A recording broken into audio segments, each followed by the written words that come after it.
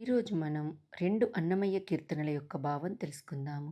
మొదటి కీర్తన అట్టివేళ గలగని దదివో వివేకము అన్న అన్నమయ్య కీర్తనకు భావం తెలుసుకుందాం.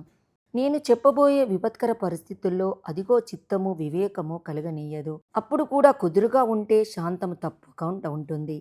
చెలరేగే ఇంద్రియాలు సముద్రంలా పొంగితే దేహంలోని జీవుడు ఒక్కొక్కప్పుడు తాను రెచ్చిపోతాడు. ముక్కు మీద ఉండే కోపం వడబాగ్నిలా ముంచెత్తితే మనసు ఒక్కొక్కప్పుడు ఉడికిపోతూ ఉంటుంది. ఏం చేయగలం? భారమైన సంసారం కొండ ఎత్తినట్లు మోస్తుంటే కలిమిలేములు ఒక్కొక్క వేళ ఆరడి పెడతాయి. మితిలేని చీకటిని మించిన దుఃఖములు ఒక్కొక్కప్పుడు కర్మబద్ధుడైన జీవుణ్ణి ఊరటలేని వానిగా చేస్తాయి.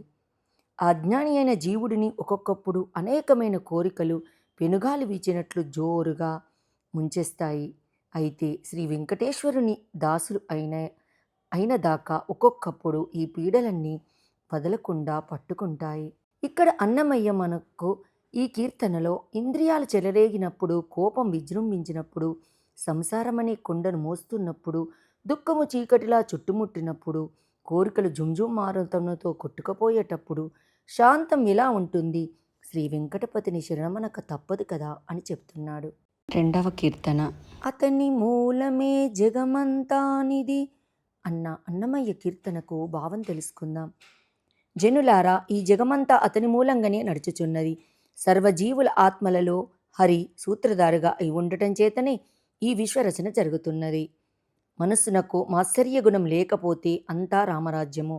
స్పందనకు ప్రతిస్పందన తోడైతే వలపే మాధుర్యము. హెచ్చుతగ్గులు లేకపోతే ఎక్కడైనా సుఖమే. శ్రీహరి ప్రియవాది అయి తనకియ్యవలెగాని లోటుంటుందా? పూనుకొని గమనిస్తే సత్యవచనమే మూలధనం. తాను చేపట్టినదే వ్రతము. జన్మమే ముక్తికి మేలైన మూలము. శ్రేష్టంగా మనగలిగితే సంసారమే ఫలవంతము. ఈ విధంగా శ్రీహరి ఇయ్యాలెగాని ఇదే మేలు కదా. శాస్త్రోక్తంగా నడుచుకునేవాడికి దేహమే ఆత్మబంధువు. తప్పులు చేయని ఏ ధర్మము నాచరించినా అది సొమ్ము వలె ఉపయోగపడుతుంది. శ్రేష్ఠులైన హరిదాసులు శోధించి కనుగొన్నది ఏమిటంటే, ఎప్పుడైనా శ్రీ వెంకటేశ్వరుడే ఇయ్యాలే కానీ అది పరుల వల్ల అయ్యే పని కాదు అని అర్థము. ఇక్కడ అన్నమయ్య మనకు సర్వజీవుల ఆత్మలలో హరికీలు సూత్రధారి వలెనున్నాడని అంటున్నాడు.